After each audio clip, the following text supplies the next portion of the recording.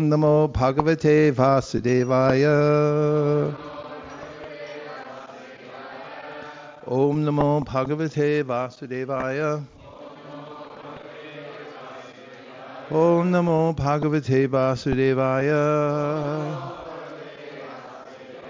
Narayanam Namaskritya Naram Chaiva Narottamam Devim Saraswatim Vyasam Tato Jayam Udiraye. First offer my respectful obeisances to His Divine Grace A.C. Bhaktivedanta Swami Prabhupada, who brought the Srimad Bhagavatam to the whole world, and to the previous acharyas, and to all the assembled devotees. Vanchakalpatarishcha kripasindhabevacha patitanam bhavanebhyo vaishnavebhyo namo namaha anantakoti vaishnavini ki jai. I just bring one more chair right up here, just in case. We're continuing our reading of the story of Narada Muni, and we're up to text number 20, is that correct? We haven't read 20 yet. Ready? Seeing my attempts in that lonely place, the personality of Godhead, who is transcendental to all mundane description, spoke to me with gravity and pleasing words, just to mitigate my grief. Purport: in the Vedas it is said that God is beyond the reproach of mundane words and intelligence, and yet by His causeless mercy one can have suitable senses to hear Him or to speak of Him. I'm going to read that again. Think of it very deeply. In the Vedas it is said that God is beyond the approach of mundane words and intelligence, and yet by His causeless mercy one can have suitable senses to hear Him or speak of Him. How does that strike you? Huh? Ram, come on up here. Hare Krishna, Krishna Krishna, Hare Hare, Hare Rama,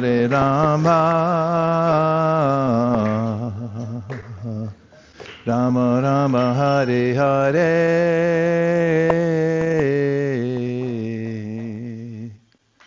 How did this verse strike you? I'm going to read it again and we'll have a discussion.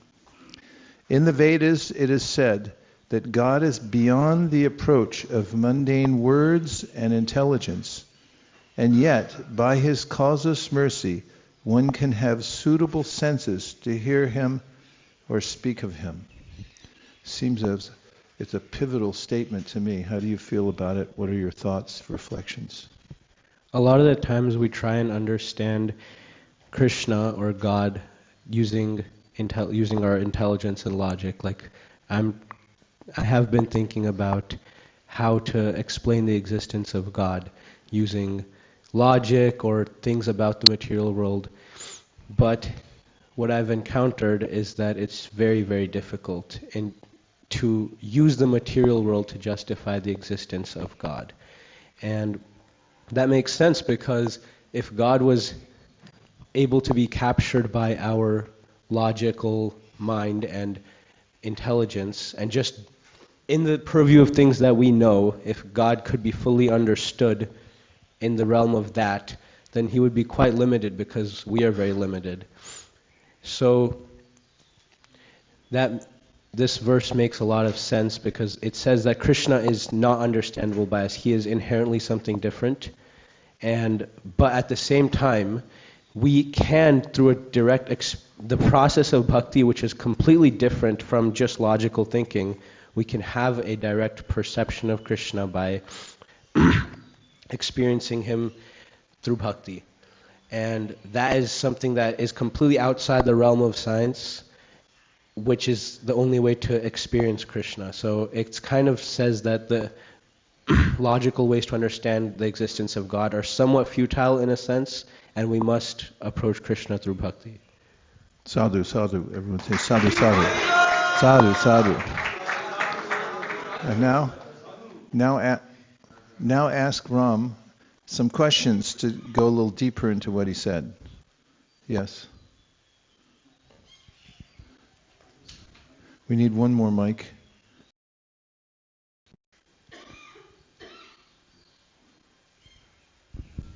Do you have any praman to back it up?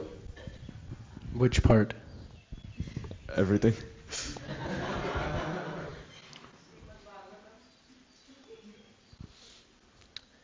You asked for pramana. Yeah, okay. So, for example, Krishna says that the ultimate goal of life is bhakti. Savaipum saparo dharma yato bhaktir atokshaje.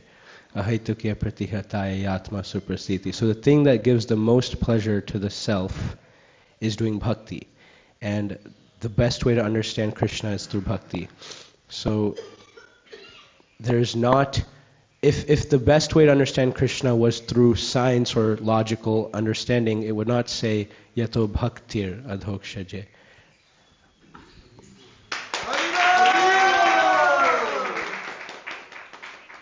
More questions. Try to get more out of him. He's on a vein here, which is really important.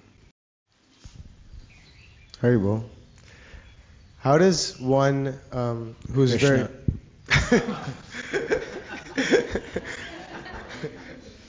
How does one who's on the material platform, who's extremely mundane and relies on a lot of logical, or like someone who's very logically minded, how can someone explain to them that the Lord is inconceivable and the Lord is only explainable, or not even explainable, the Lord is understood by practice of bhakti?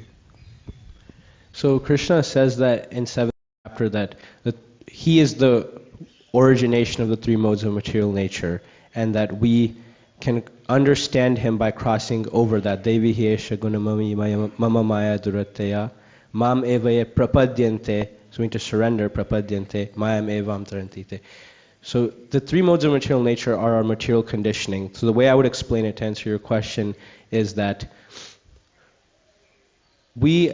I think it is logical to explain to someone that we are changed by the things that we experience in the material world. So maybe there's these three things called the modes of material nature, which are a property of the material universe, and we all have a different combination of them. But the only way to surpass those, if you want to understand something beyond that, is through some other process which cannot involve anything material, because anything material is just affecting those three modes of material nature. So it makes logical sense maybe that you need to do some process which is non-material in order to go beyond those three modes of material nature. Very philosophically sound. Can anybody give Ram an analogy? Analogies are thought bridges for people who don't get philosophy. And if you can give an analogy that fits the philosophical point, sometimes it can, as you asked for somebody who's brand new, doesn't have a context, can somebody think of an analogy that fits the philosophical point that he's made? I've heard this before, and it's meant that, when you think about an atom, it is so small, and our eyes cannot see the atom. So scientists use a telescope to view the Microscope. atom. Oh, sorry, a microscope.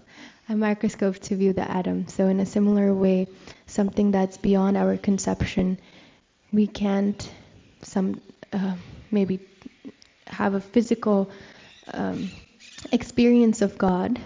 That doesn't mean that God is not there. So the small particle or atom is there, but we need a microscope to view it. So I was thinking about that as bhakti, to understand God. Okay. Any other analogies to help cross this bridge? Restate the question so we know what we're giving an analogy for. How can we, in someone who's very logically minded, understand the Lord's inconceivable nature, or understand that you need to practice bhakti in order to develop a relationship with Krishna? Got it. Okay. Analogy. When you look at the sun rays, you know that it's a part of the sun. But if you're in a room and you close the blinds and shut the doors so you can't see the outside, that doesn't mean that the sun isn't there. So similarly, in the same way, the Lord's energies are a part of the Lord. And just because we may not be able to see it, that doesn't mean it's not there. Okay. Another one.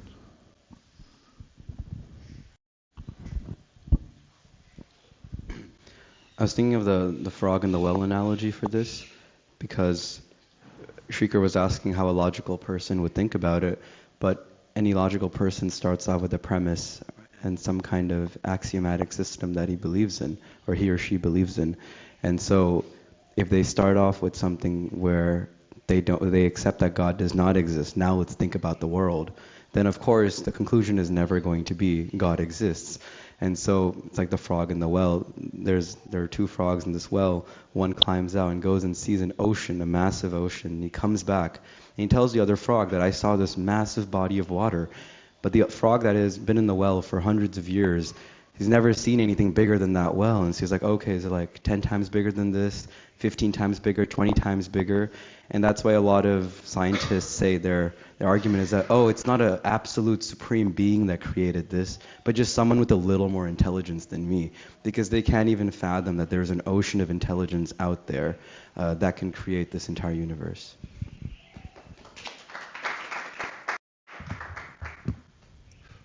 An analogy related to bhakti being the, as you said, the microscope through which we can look into the topic of God, that has struck me in the past is, on a personal level, if you meet somebody that you don't know and they try to observe who you are from the outside, for instance, they might drive around your house and maybe use a telescope to try to look in the window. But how much can they find out? They might even approach you in a very logical way and interview you and ask you questions. And you may give reserved answers because you're not really sure who that person is, if they care about you. But if a person came to your birthday party or remembered something about you through a friend of a friend of a friend, and then they expressed appreciation for you and showed some goodwill, they did some service, then you might start opening your mind, your heart, and thinking, well, maybe this person is a well-wisher. And after some time, other people recommend the person and say, no, they're a really good person, you should get to know them. And then once there's a friendship, you might just tell them, yeah, well, I was born in Louisiana, nobody knows that, and I was estranged from my parents at birth, and then I moved to another little village somewhere, and I have all these friends there that not many people know about, and my life is, I play a flute, and I like butter. Might tell details, but you wouldn't tell it to somebody who just walks up to your door and says, who are you anyway? We're doing an interview. And so the process of bhakti, Nayam Sukapo Bhagavan Dehinam Gopika Sutta Gyaninam Chatmabhutanam Yata Bhakti Matam Iha. A verse from the Bhagavatam that Chaitanya Mahaprabhu quoted several times, once to Vyankatabhata when they were talking about the subject of understanding God, whether it was through awe and reverence or whether it was through the kind of bhakti that's in Vrindavan. He said that even Lakshmi Devi, Chaitanya Mahaprabhu told Vyankatabhata, he said, why did your Lakshmi Devi come to Vrindavan and try to do austerities to enter into the rasa dance and wasn't able to do it? And he said, oh, I don't know, sir, you tell me. You're the Supreme Personality of Godhead. And he quoted that verse. He said, just by the friendly mode, bhakti, then Krishna reveals himself. In fact, we know from Brahma, who's the most intelligent, try to understand God through his intelligence. Jnani pariyasa mudapasya namanta eva jivanti san mukharitam bhavadiyavartam stani stita shrutikatam tanuvan manobir ye prayaso jita jito pyasitaishti lokam. Are you getting all these? You should memorize all these verses in the context also. And now Brahma said, after he tried to understand Krishna through his great intelligence, and he's pretty smart, he did 1,700 on the SAT.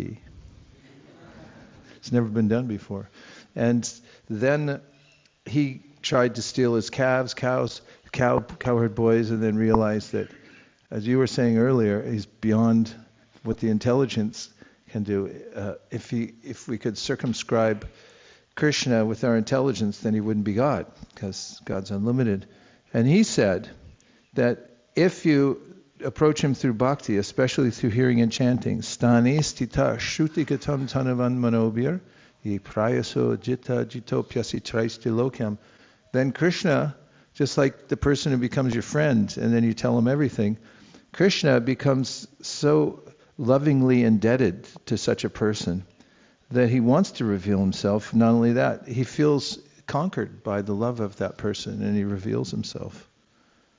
So the analogy of a friend or a casual observer or even an intrusive person who militantly tries to steal your secrets, they don't get the entire purview of your life. They only understand fragments of it. So by gyan, by science, scientific study, you can only find tiny little bits. But if you become a friend of Krishna through bhakti, then he can reveal everything to you. Let's give it up for Ram. Sadhu, sadhu. So what prompted the conversation, Ram, I think you did a fantastic job, by the way. I was very impressed. Hare Krishna. Okay. It was prompted by this statement, hey, why'd you take the chair away? Ram can sit down, but somebody else may have to come up here next. In the Vedas it is said that God is beyond the approach of mundane words and intelligence, and yet by his causeless mercy one can have suitable senses to hear him or speak to him. By the way, this is the subject matter of the chapter in the Bhagavatam called the Prayers Personified Vedas. It's the exact subject. Shukadeva Goswami is speaking about the Lord in various ways, and then Parikshit Maharaj said, well, how's it possible to understand God anyway? Because we have material senses, we're in a material medium.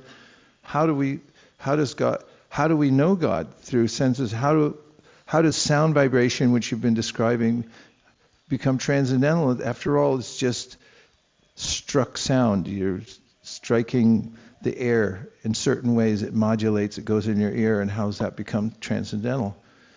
And the Shukadeva Goswami said it's because he's the master of all energies. He has a purpose for the energies.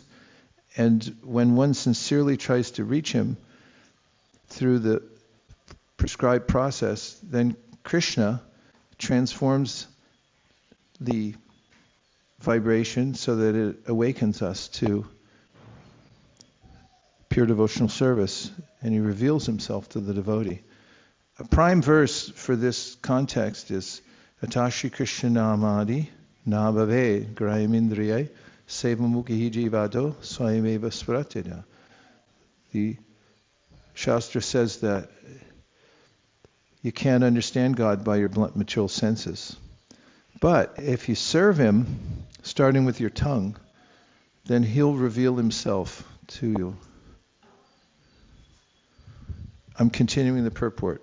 This is the Lord's inconceivable energy, one upon whom his mercy is bestowed can hear him. One upon whom his mercy is bestowed can hear him. The Lord was much pleased with Narada Muni, and therefore the necessary strength was invested in him so that he could hear the Lord. It is not, however, possible for others to perceive directly the touch of the Lord during the probationary stage of regulative devotional service. Do you find that interesting? That regulative devotional service is a probationary stage? Look up the word probation. What would you describe the regulative stage of devotional service as?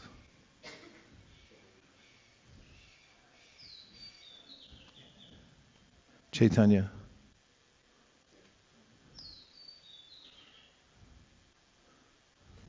It says probationary is into a process of testing or observing the character of abilities of a person who is new to a role or job. It's probationary, right? And the word means? Probation is a noun, which means trial, experiment, test, act of examining with a probe. It's from Old French probation, which means proof or evidence. Proof or evidence. So what, in the context, looking at regulative devotional service is a time when one's proving one's sincerity to Krishna. That all the practices that we're doing is just show Krishna that he can have faith in us, that he can reveal himself to us. We don't have an ulterior motive. When we have no ulterior motive and he sees that we're open and sincere, then he reveals himself. It's a heart-to-heart experience, just like it's described when Krishna appeared in the heart and mind of Vasudeva. He was transferred to the heart and mind of Devaki, and one of our acharyas there Biraragavacharya describes how this is the same as Diksha. When you meet somebody who's absorbed in Krishna consciousness, and then you're able to take shelter there, then that Diksha process is not just some perfunctory activity, but it's a transference of what's in the heart of one person that he or she has received from a devotee to the heart of someone else. And so bhakti is not mechanical. The regulative principles may seem mechanical, but they're probationary. We're practicing to show Krishna our sincerity. What? Okay, take the mic. This means that Narada was in his probationary stage of devotional service when he was serving the brahmanas. Yeah. And even now, his mother left. He's in the forest. And Krishna will say that to him. Remember yesterday I mentioned how Krishna called him a cool yogi? Bad yogi. That you still think it's mechanical, and you're still in the stage where you can't see me, but he trusted him enough to reveal himself to say, this is what it's like. So that can happen in the probationary stage. And in fact, this sequence of stages of advancement of Shraddha, described by Vishwanath Chakravarti Thakur and Rupa Goswami, Adau Shraddha Tata Sadasanga, Tabhajana Kriya, Tato Nartan Nivati Sat, Tato Nishta Ruchi Stata, and onward to Asakti Bhava Prema. All these are sequential, but sometimes they appear out of order. And one may be in a probationary stage, but then have an overwhelming experience that is beyond one's level of advancement, Krishna giving a free sample. Just like in Chicago, when I lived there, there was a candy company that used to market candy bars, and they had these boys and girls come out, well, young men and young women. They had this contraption they put over their shoulders, and there was a big table in front of them hanging on their shoulders, and they had a bunch of sample candy bars. Before the candy bars hit the shelves, they would give out the candy bar, but it wasn't like this, it was like this. Just one little bite of the candy bar, not the whole thing. So when people would get a little bite of they get one little sample, and they'd line up down the street. They go, that's really good. I'll have another. And it's like, now go buy it. You can't have another one. Okay, I'll continue. It is not, however, possible for others to perceive directly the touch of the Lord during the probationary stage of regulative devotional service. It was a special gift for Narada. When he heard the pleasing words of the Lord, the feelings of separation were to some extent mitigated. A devotee in love with God feels always the pangs of separation and is therefore always enwrapped in transcendental ecstasy. O Narada, the Lord spoke, I regret that during this lifetime you will not be able to see me anymore. Those who are incomplete in service and who are not completely free from all material taints can hardly see me. This is where the word at the end of the words for word you see aham ku yoginam. Durdarsha means difficult to be seen. And aham, I. And ku yoginam means incomplete in service. So here's the purport. The personality of Godhead is described in the Bhagavad Gita as the most pure, the supreme, and the absolute truth. There's no trace of a tinge of materiality in his person, and thus one who has the slightest tinge of material affection cannot approach him. The beginning of devotional service starts from the point when one is freed from at least two forms of material modes, namely the mode of passion and the mode of ignorance.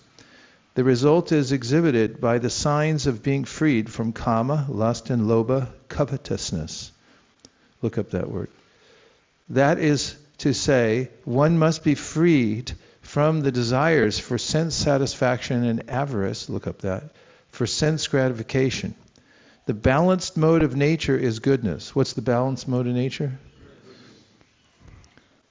Someone says, I feel out of balance. How many times have you heard that? For every time you heard it, if you had a nickel, you'd be a millionaire. That is to say, one must be freed from the desires for sense gratification and avarice for sense gratification. The balanced mode of nature is goodness, and to be completely freed from all material tinges is to become free from the mode of goodness also.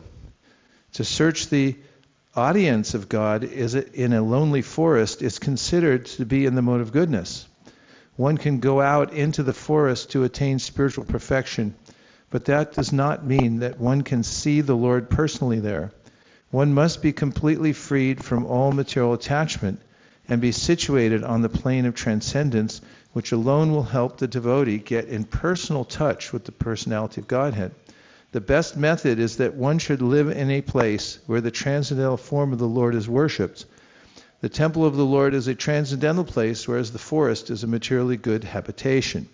A neophyte devotee is always recommended to worship the deity of the Lord, Archana, rather than go into the forest to search out the Lord.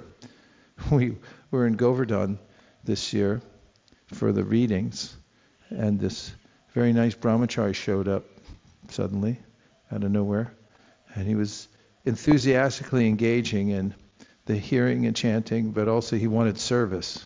He kept bugging me, give me some service. I said, just hear and chant. And he said, no, I want also some service. So he got engaged in helping to clean and so forth. And then in some of our reflection sections, we found out that he had gone to the Himalaya just before he came to us because he wanted a pristine place to hear and chant. He wanted to be away from the honking horns and be near a flowing river and with trees and the blue sky. And he said after 2 days he realized he couldn't do it there. So he came down desperate, give me service, I want to engage, I want to be with the devotees and hear and chant. So there's a way in which this attraction to the forest is a materially tinged activity because it's the idea that we'll take shelter of the mode of goodness. A neophyte devotee is always recommended to worship the deity of the Lord rather than go into the forest to search out the Lord. Devotional service begins from the process of archana, which is better than going out into the forest. In his present life, which is completely freed from all material hankerings, Sri Narada Muni does not go into the forest, although he can turn every place into Vaikuntha by his presence only. He travels from one planet to another to convert men, gods, kinnaras, gandharvas, rishis, munis, and all others to become devotees of the Lord. By his activities, he has engaged many devotees like Prahlad Maharaj, Dhruva Maharaj, and many others in the transcendental service of the Lord. A pure devotee of the Lord therefore follows in the footsteps of the great devotees like Narada and Prahlad, and engages his whole time in glorifying the Lord by the process of kirtan. Such a preaching process is transcendental to all material qualities. Pick a section here that would be important to discuss. Yes. Can you say what this sentence is? Is it near the beginning? Yeah, near the beginning, first paragraph. The beginning of devotional service starts from the point when one is freed from at least two forms of material modes, namely the mode of passion and the mode of ignorance. Okay, Anushree, come on up here.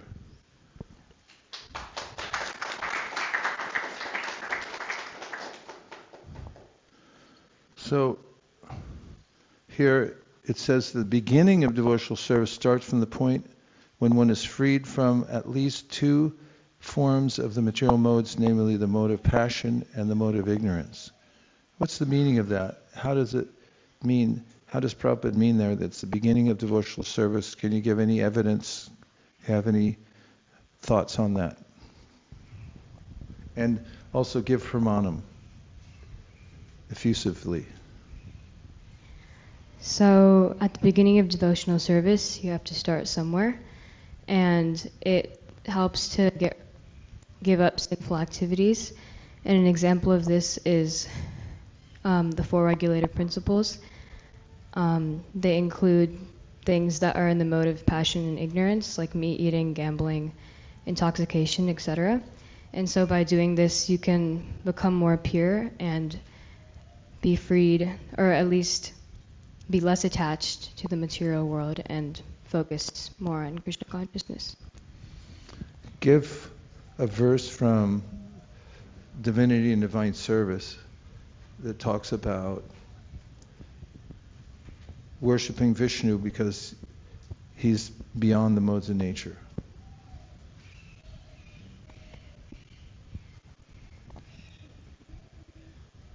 I'll give you a clue. It's past the verse, that paragraph that starts with Shushu Shosharananasya. Tadarajastamo. Okay, you can do that. Do that. That's good. Tadarajastamo bhava kamalobhadayachye shetaitirna viddham sitam sattve prasidati. I'm forgetting the exact translation, but give the approximate translation. Ta-da! At that time, ta-da means at that time. Rajas. Rajas is passion. Tamo. Ignorance. Bhava. It's a time, their existence, their appearance. Tada rajas tamo bhava. Kama. Lust. Lobha. Greed. Adayash. And the others, like etc. Chaye. Next word. Cheta ether. Cheta means consciousness. Means like the mind, like Cheta Darpana Marjanam, right? So you're Cheta, then go Cheta what? Ether anavidham. Last word, last line. Sitam sattve prasidati. What does that mean? Something goodness. Stita means? Steadiness. Yeah, it's the same word as stand that we talked about yesterday. Stitam means you're situated in a certain place. Stitam and? Sattve, goodness. Yeah. Prasidati. Prasidati is the same verb as prasad, like mercy coming down to you. And he's saying there, when you become freed from these lower modes of material nature, and incidentally, this kind of sattva that's being mentioned here is beyond material sattva, because the acharyas have said it's not material sattva, it's spiritual, shuddha sattva, devoid of all the other contaminating modes. Another verse about worshipping Lord Vishnu because he's beyond the modes of nature. Sattvam rajastamayiti. You know that one? Sattvam rajastamayiti prakriter gunastayar. Yukta para purusha eka iha siddhate. Go. Stityadare harivirinchi hariti samya shrayamsi tatra kalu sattvatanordranamsya. Yeah. What does it mean? Give some clues. Tejas,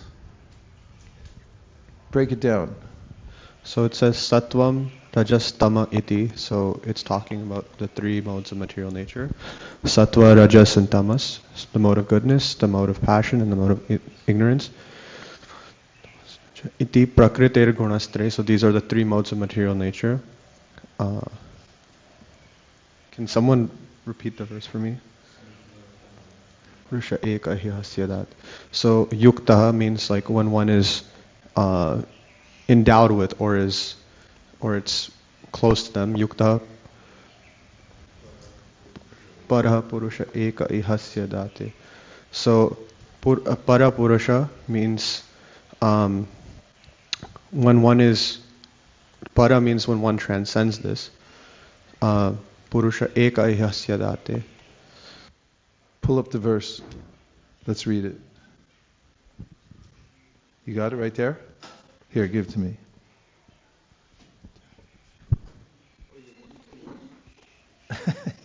Was there a minute ago?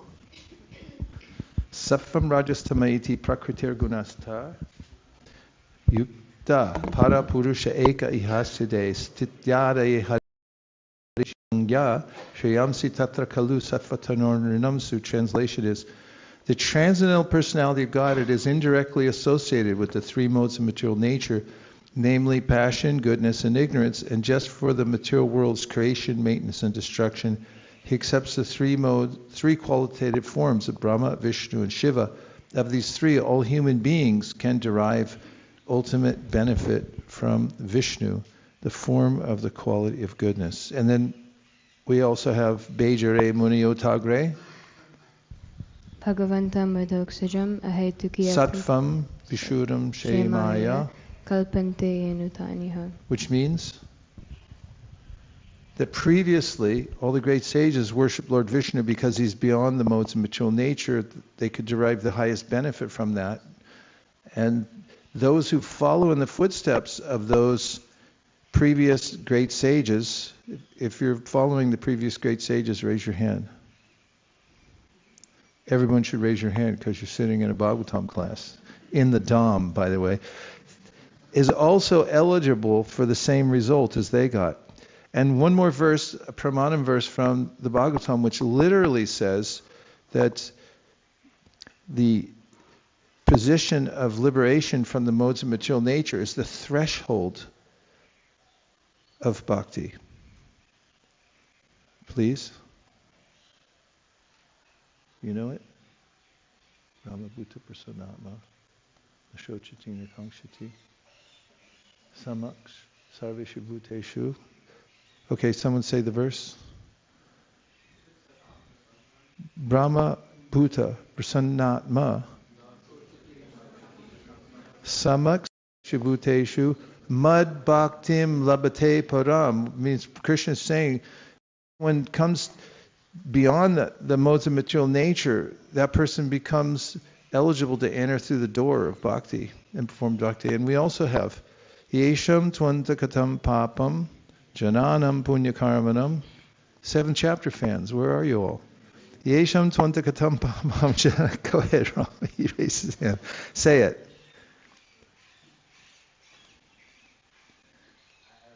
Yesham Twantakatam Patam Jananam Punya Karmanam Te Dvanva Mohanir Mukta Bhajantimam Drudavrta. Means that those who are situated beyond the lower modes of material nature have facility to very determinedly take up the bhakti process. Final comments, give a conclusion. Topic is, reminder of the topic, the pointed topic. The beginning of devotional service is being freed from passion and ignorance. Expound.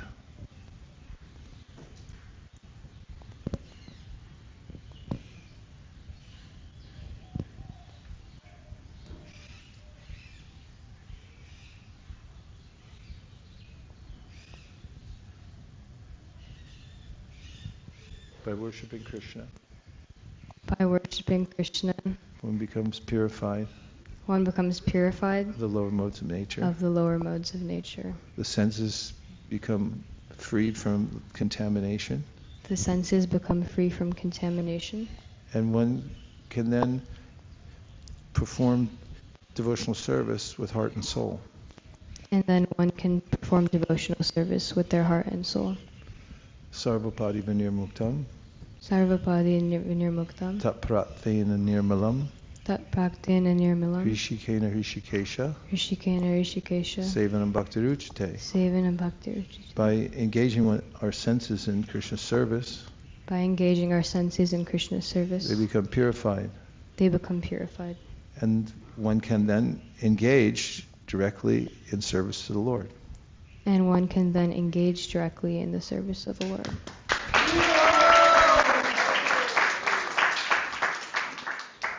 Well done, Anushree. Thank you very much for your courage. Where were we? We finished the purport, right? Where? Yes, please, Tejas. So, I feel like there was still one point that wasn't answered, which was that, so Prabhupada's saying that one must be free from the two modes of material nature, and that's like the beginning of bhakti. But then, for example, the verse that Anushree quoted, Tadara Justamo Bhava, that the acharyas mentioned that's talking about bhav bhakti. So, could you explain how it's a discussion of beginning of bhakti, and then but now in this context, also Narad Muni, many acharyas do explain that the reason he got it, at that stage he was in bhav, that's why he was able to still get some darshan of the Lord. So could you please explain how Prabhupada's saying that this is the beginning of devotional service, despite that? Sometimes Prabhupada describes bhakti and bhakti proper. So one may be engaged in bhakti, and Kapila Dev acknowledges this in the third canto of the Srimad Bhagavatam, where he describes bhakti in the mode of ignorance, which sounds discordant, doesn't it? And bhakti in mode of passion, bhakti in mode of goodness. And he gives the qualities of those types of bhakti. And what's more, we hear Archaryam eva haraye pujam ya shredeye hite natad bhakteshu chanyesu sabhakta prakrita smitaha. There's a category of bhakti in which one's called prakrita bhakti, prakta. This is out of generosity, that those who are beginning the process of bhakti, even though they're still within the modes of material nature, they're like, yeah, you get a honorary title. You're here, you showed up, and you're doing the bhakti even if it's in the modes of material nature. So you're a prakrita bhakta, which also sounds discordant, because how can a person who is a prakrita, attached to the material world, still be a bhakta? So that's bhakti, because of the generosity of Krishna. But then there's what Prabhupada calls bhakti proper. When one goes through the probationary period, and Krishna kindly removes the coverings of passion and ignorance, and then even goodness, which he's doing here for Narada, because he's saying, yeah, you're a bhakta, but you're still attached to the mode of goodness. Somehow he was attracted to the forest, and Krishna noticed that, so he said, here's a little taste, later on you'll get the full thing.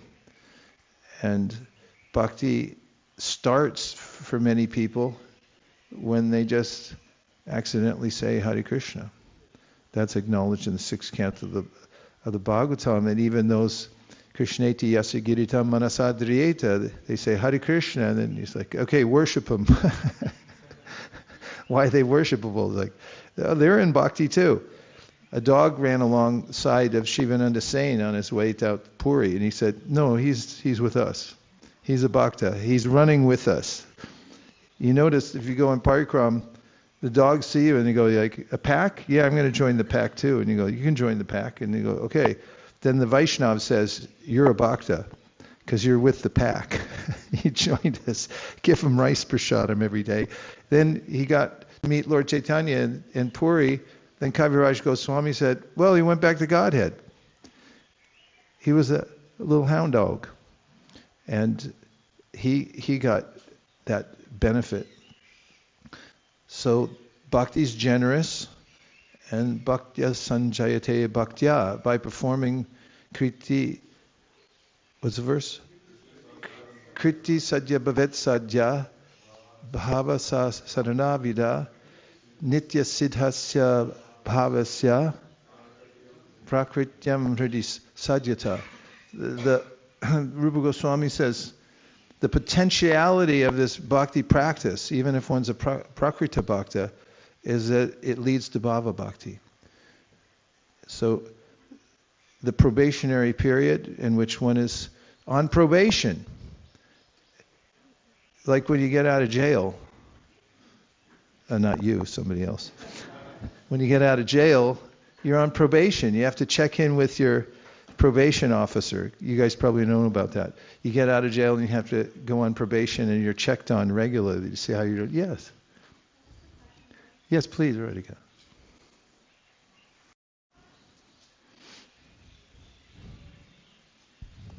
Hare Krishna. Hare Krishna.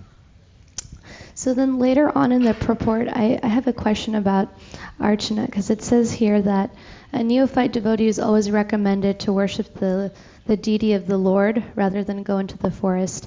And this is making me think about so many exalted devotees having really personal relationships with deities, and the deity is non-different than the Lord himself.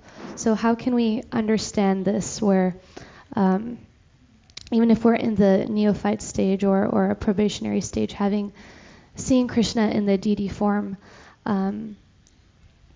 as opposed to getting very advanced and actually being able to see the Lord himself, like Narad Muni. I'm just not fully able to conceive those two. I was thinking of that, the pastime of the Pujari of Tota Gopinath, who had such a personal relationship with him that he had requested the Lord in the deity form to sit down, which is why we have this beautiful deity of Krishna sitting down. And how is that different than seeing the Lord himself in one's mind or in meditation? It's not different. The Lord is present as the deity. Just Sakshi Gopal. Then the Brahmana, poor Brahmana, said to Sakshi, "Oh, you're not a statue. You're directly the Supreme Personality of Godhead. There's no difference." So it's Yeyata mam prapadyante tam stataiva bhajamyaham manavartante manusya partha sarvasha. As we approach Krishna, he reciprocates. He's perfect at reciprocating with us, and even goes above and beyond, because if he knows what we really want and we don't approach him properly, he helps to adjust us so that we do approach him properly. And as far as the deity goes, much of bhakti is visceral. We have philosophy, and then we have this direct experience. When I first came to the temple in San Francisco, and the first night I was there, slept in the brahmachari ashram, woke up in the morning, there was dancing at Mangalartik, then there was Bhagavatam class, and the sun was coming up, and Tulsi was in the middle of the room. I never heard of Tulsi before. I just joined the night before, and the sun was coming through the skylights. It was a beautiful temple. It used to be a funeral parlor. That's why it was so beautiful. And Tulsi was there. The sun was coming in. There were flowers strewn on the ground from devotees dancing with garlands on. And incense was in the air. You could see it pluming. And we started dancing around Tulsi Devi. And I just felt complete ecstasy. I didn't even know what was going on. It was a direct, visceral experience of joy, of dancing with Tulsi. And I was looking at the devotees with their tilak on. It's like, where are these people from? And Prabhupada describes in the third canto of the Bhagavatam that when people come to the temple and they see the smiling face of the Lord, he says they smell the incense, they bow down, and that even the neophytes or the kanishtas, they become, he uses this phrase, they become imperceptibly liberated. They even know they're just suspended because they're there with the deity, the incense is there, they're enveloped by the spiritual energy. And that's the arshana process. It's so beautiful. Even the people who are just brand new, even heathens or ruffians, what's another one?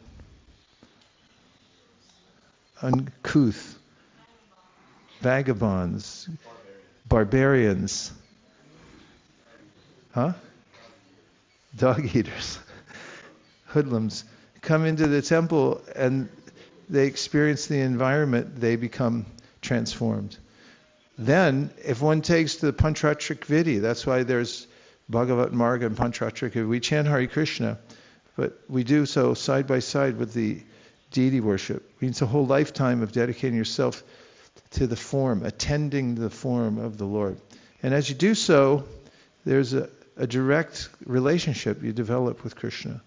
One of the devotees, a god sister of mine who passed away some years ago, in New York City, we lived at 340 West 55th in Manhattan. It's freezing there. It's a big building to heat too. It's probably why we lost it in the first place.